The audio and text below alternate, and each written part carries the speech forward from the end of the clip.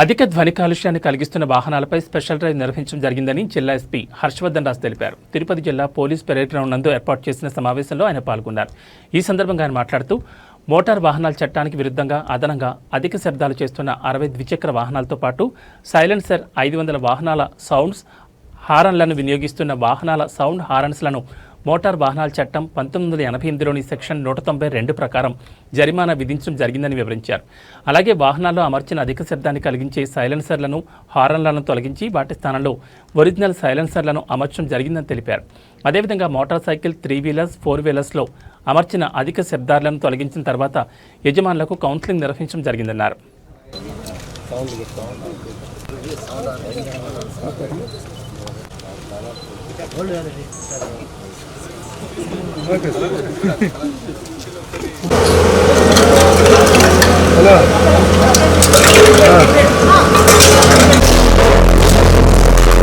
ఈరోజు మనం తిరుపతి జిల్లాలో ఈ సౌండ్ పొల్యూషన్ సంబంధించి గత కొంతకాలంగా స్పెషల్ డ్రైవ్ టేకప్ చేయడం జరిగింది.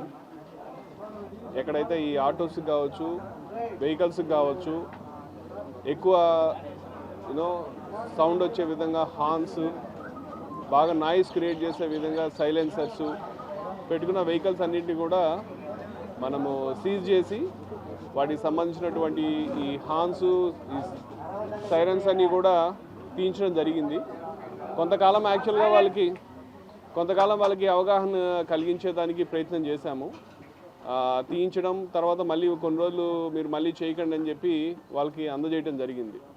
సో అలా చేసిన తర్వాత కూడా అప్పటికి చాలామంది ఇంకా వాళ్ళ మార్పు రాకపోవడం ఆ కారణం వల్ల తర్వాత మనము చేసిన ఈ హార్న్స్ అన్నిటినీ కూడా, సైలెన్సర్స్ అన్నీ కూడా రిమూవ్ చేసి ఈరోజు మొత్తం అన్నిటినీ కూడా మనము డెస్ట్రాయ్ చేయడం జరిగింది.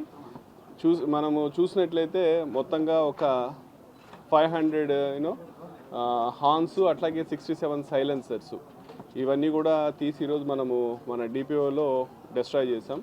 సో మా డిఎస్పీ ట్రాఫిక్ చారి గారు వాళ్ళ సిబ్బంది అందరూ కూడా గత కొంతకాలంగా లాస్ట్ 3 months నుంచి కూడా ఇదే డ్రైవ్ చేస్తూ ఉన్నారు. చాలామంది మీద యాక్చువల్గా పెనాల్టీస్ ఇంపోజ్ చేయడం జరిగింది. అప్పటికి వాళ్ళలో అనుకున్నంత చైతన్యం, అనుకున్నంత మార్పు రాకపోవడం వల్ల మనం కూడా కొంచెం కఠినమైన నిర్ణయం తీసుకోవాల్సి వచ్చింది. ఈరోజు ఈ విధంగా ఇవన్నీ కూడా పెట్టి చేయడం జరిగింది.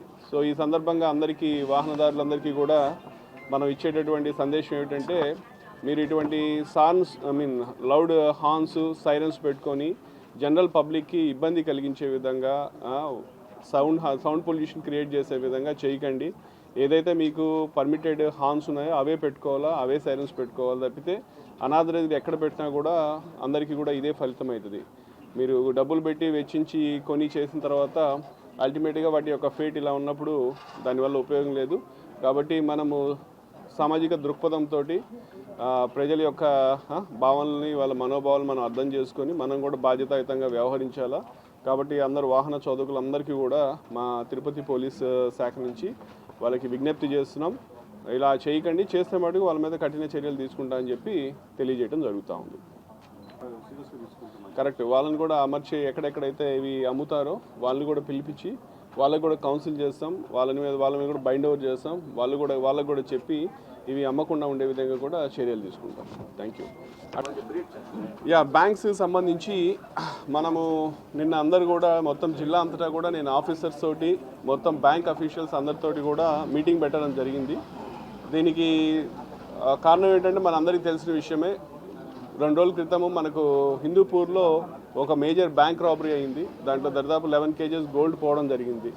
సో దాంతో మనం కూడా అప్రమత్తం అయ్యి మన జిల్లాలో ఉన్నటువంటి బ్యాంక్స్లో కూడా సెక్యూరిటీ ప్రోటోకాల్స్ ఎలా ఉన్నాయి, వాళ్ళ అలార్మ్ సిస్టమ్స్ ఎలా ఉన్నాయి, యాంటీ బర్గ్లరీ సిస్టమ్స్ ఎలా ఉన్నాయి, కెమెరాస్ ఎలా ఉన్నాయి, గార్డ్స్ ఉన్నారా లేదా, లేకపోతే హాట్ లైన్ ఫంక్షన్ చేస్తుందా లేదా, ఈ ఎటువంటి ఒక దరిదాపు 10 అంశాల మీద వాళ్ళందరితోటి చెప్పడం జరిగింది.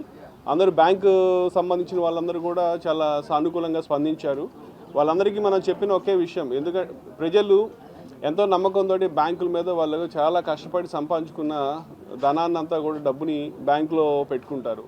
సో దానికి మనం ఏదైతే బాధ్యతతోటి తీసుకోవాల్సినటువంటి చర్యలు తీసుకోకపోవడం వల్ల కొంతమంది నిర్లక్ష్యంగా ఉండటం వల్ల ఈ బ్యాంకులో దొంగతనాలు జరిగి ప్రజల ధనం ఈ దొంగలు తీసుకెళ్లేటటువంటి పరిస్థితి. కాబట్టి దీన్ని మనం నివారించాలంటే ఖచ్చితంగా బ్యాంక్ అథారిటీస్ మేనేజ్మెంట్ కావచ్చు, పోలీస్ శాఖ కావచ్చు, ఇద్దరు ఏమంటాము కంబైన్డ్గా కలిపి చేస్తేనే మనం దీన్ని నివారించడానికి వీలవుతుందని. జాయింట్ సెక్యూరిటీ ఆడిట్ అంటే అది జరుగుతూనే ఉంది. యాక్చువల్గా గత 3 రోజుల నుంచి మా పోలీసు ఆఫీసర్స్ అందరూ కూడా బ్యాంక్స్కి వెళ్తున్నారు, విజిట్ చేస్తున్నారు. అక్కడ ఉన్న ఈ అలార్మ్ సిస్టమ్స్ ఫంక్షన్ చేస్తున్నాయా లేదా అని చూస్తున్నారు, కెమెరాస్ వర్క్ చేస్తున్నాయా లేదా చూస్తున్నారు. అన్నీ కూడా చేయడం జరుగుతూ ఉంది. చేసిన తర్వాత మనం ఐడెంటిఫై చేసినటువంటి షార్ట్ ఫాల్స్, ల్యాప్సెస్ అన్నీ కూడా ఆ కన్సర్న్ బ్యాంక్ అథారిటీస్ చెప్తాం. వాళ్ళు కూడా వాళ్ళ హెడ్ ఆఫీసెస్కి చేసి అవన్నీ కూడా రెక్టిఫై చేసుకొని మనకు ఫుల్ ప్రూఫ్ సిస్టమ్ ఉండేటట్టు ఫర్దర్గా బ్యాంక్స్లో ఇటువంటి ఘరానా దొంగతనాలు జరగకుండా ఉండే విధంగా నివారణ చేపట్టేటట్టు కూడా చేయడం జరిగింది.